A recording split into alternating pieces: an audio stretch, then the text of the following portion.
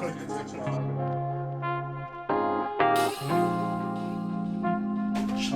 the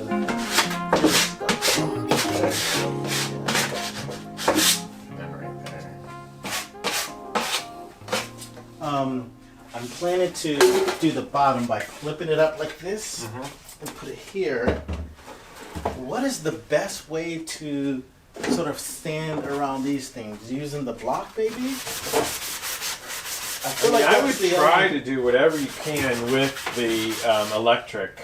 Yeah, but like these. It's going to be difficult. Yeah, it's gonna be difficult. You can't do these little ornamental. I feel like the ornamental shapes. I'm gonna have to just do a little bit by hand and call it a day. Yeah. Which is fine. Yeah. This was from a old property, like foreclosed, abandoned property that.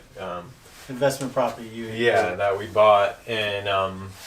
Had a whole bunch of crap in there. Yeah, it had a lot of useless stuff, but this thing worked like as soon as I pushed it rocked regular. It does have a lot of pieces. There's like drywall screws holding it together, and there's some wiggly parts, but so far all the pieces have stayed together, which for a rocking chair is pretty good. In my experience is good to have all the parts. So here's a question for you. That's a win. Should I do the wood glue first or do the sanding and then the wood glue?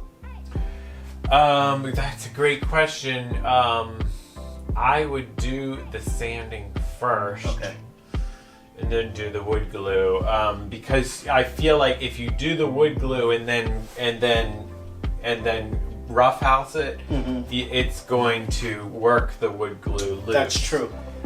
So I would do the roughest stuff up front, and then you might have to sand the wood glue again. I mean, definitely wood glue and wood putty, a lot of times you'll finish them, as in, sand them down, paint them, whatever, or seal them and paint them.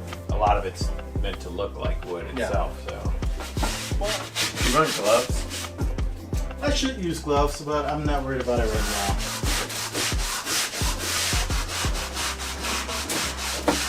Probably should have on gloves and a mask. That's true. It's gonna get dusty. I don't have to do a whole lot of sanding because, like I said, this is gonna be like. No, it's all good, and especially on the bottom of these rails. Yeah. Nobody's gonna see the bottom; they're gonna get tore up anyway. Right. Exactly.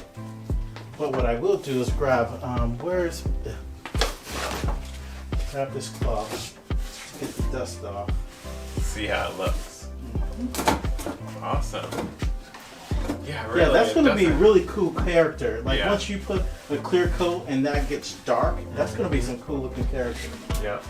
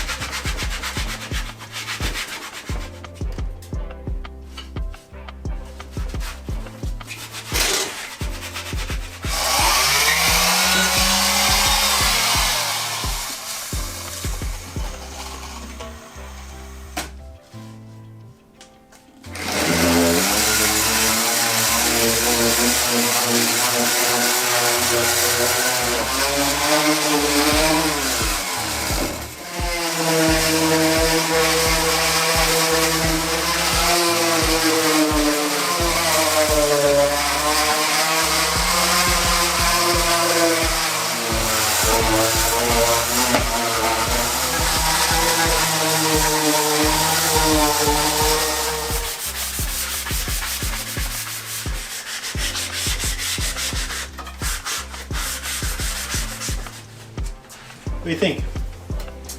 Wow. Looks great. Can you tell the difference? Yeah, definitely. I don't even see. There was one of these that was brown, and now it's all the same color. Yeah. So I went hard in the center, and you can even see how I went hard, but then I took the hand and blended it in, because usually I feel like in chairs you see around this part that's darker, and I think it's going to be darker no matter what. Right. But I wanted it to at least blend in. Yeah, and there's some cracks in the wood, which is a shame that it got dried out that much. But I feel if we use some type of sealer that is thick that maybe we can fill that, or we might have to use putty, or maybe just leave them there for character, like you I wouldn't mind leaving them there for character. Yeah, you can leave them there. I mean, I don't think I need to smooth this out anymore, because once we put lacquer on it, the lacquer will create that smooth clear coat. Right. No, I think it's fine to, like you said, you're going to use this coarse grit to, what is it, 60 or 80 grit. Coarse grit. I mean, a lot of people are worried about going coarse grit to fine grit, but I'm fine with leaving the grooves in there. Yeah. Just using coarse grit and stopping there. I mean, yeah, I don't. And I actually didn't use a really bad coarse really grit. smooth. I used 80 grit, and I didn't use the 36 grit that I was planning to use. Because I felt like if I used 36 grit, it was going to rip way too much off and be super light. Yeah, and I needed it to be light and dark in certain places. When you're ripping off layers of sealer on like a floor or some hardwood floor, then you use like the biggest grits, the monster, where it just like bites the stuff off. It rips right into it. Well, when you're doing something like this, you can almost tell that I took too much off on the arms to some extent. That's good to me. Yeah, I mean, I can tell because I guess I know how deep it went. Yeah. I'm excited for this. Yeah. Hopefully you can get. So you see how when you're looking at some of these spindles, if that's what they're called, the wooden rods, like this one, it looks like that needs to be joined better, but I don't know if we should try to hammer it. It's almost like or what? This is supposed to go down. Right? Did it go at all? No. I don't know how to do that.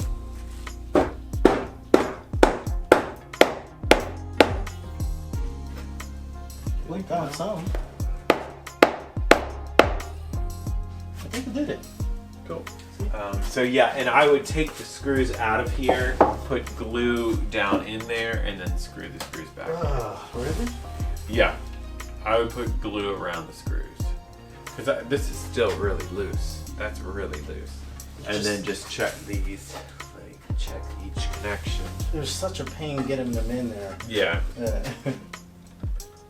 Yeah, it's the bottom of those. Do they have screws on them? Underneath there? Yeah, on the bottom, yeah. Yep. So maybe unscrew them, put glue in the hole, and screw them back in. Well, you do. Like, you got all these ideas, buddy. Well, maybe you unscrew them. This one comes through, this one does not. So, anyway.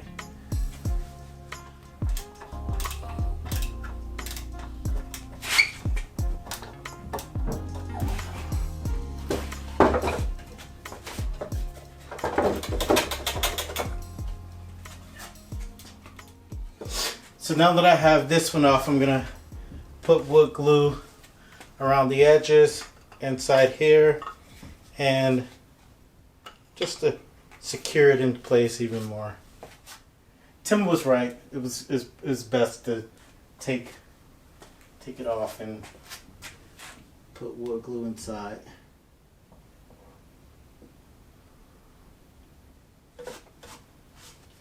Alrighty. I'm going to let those areas dry, and then when they're done drying, I'm going to tilt this baby forward and drop some wood glue inside of the holes in the back where I connect these two.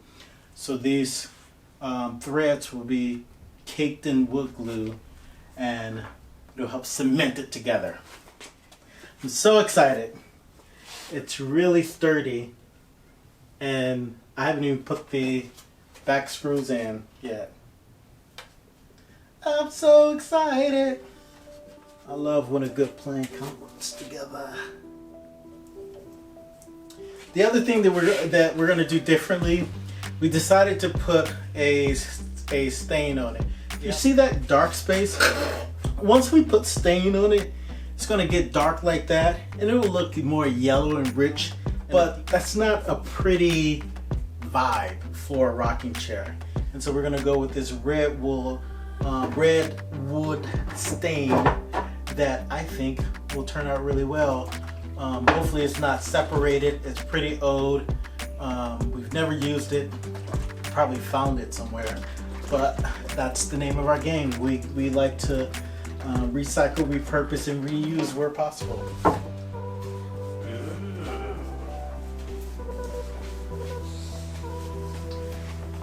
Beautiful. Right? That is dark.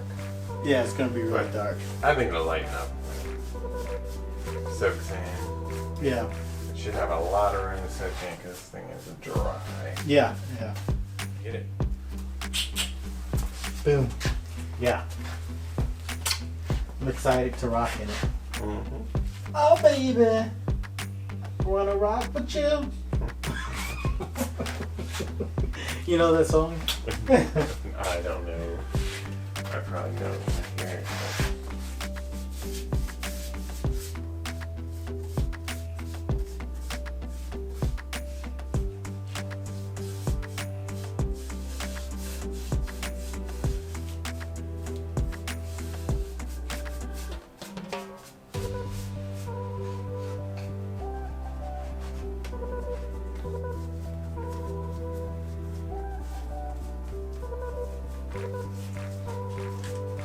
Time to darken this baby.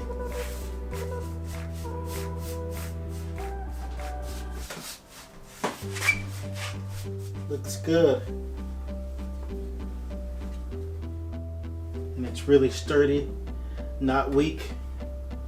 All right. I'm scared. Feels good. It's weird because it's like Tim said, it's like really light, but it's a sturdy chair. Just needed some TLC.